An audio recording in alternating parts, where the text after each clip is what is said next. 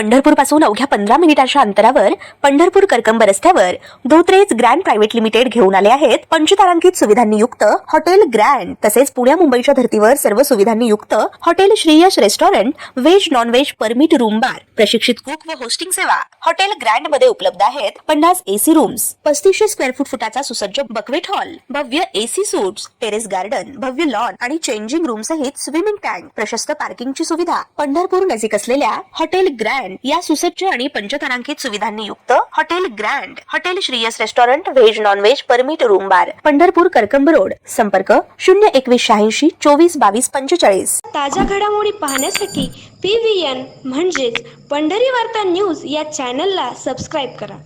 आषाढी यात्रा सोहळा दिनांक 25 जुलै 2026 रोजी संपन्न होणार असून दिनांक 15 ते 29 जुलै यात्रा कालावधी आहे। यात्रा कालावधीत तसेच यात्रा सोहळ्याच्या मुख्य दिवशी पंढरपूर शहरामध्ये व परिसरात खूप मोठ्या प्रमाणात भाविकांची गर्दी होत असते।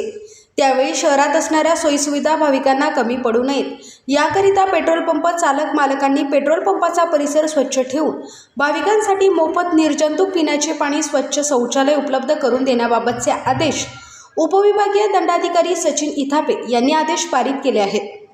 त्याचबरोबर यात्रा कालावधीत पंढरपूर शहरातील स्थानिक नागरिक, व्यापारी यांची अडचण लक्षात घेत व भाविक पंढरपूर शहरात येतात ही बाब लक्षात घेत शहरात गर्दी होत असून आषाढी यात्रा कालावधीत अत्यावश्यक सेवांसाठी इंधनाचा अखंडित पुरवठा आवश्यक असल्याने शहराच्या मध्यवर्ती भागात असलेला बोहरी पेट्रोल पंप व टिळक स्मारक रस्त्यावर असलेला शहा पेट्रोल पंप चालकांना विशेष सूचना दिल्या असून पंपावर पेट्रोल व डिझेलचा पुरेसा साठा उपलब्ध ठेवून दररोज किमान रात्री 12 वाजेपर्यंत पेट्रोल पंप सुरू ठेवावा। स्थानिक नागरिक, रुग्णवाहिका, पोलीस, अग्निशमन दल, शासकीय वाहने व इतर अत्यावश्यक सेवांना प्राधान्याने इंधन उपलब्ध करून द्यावे।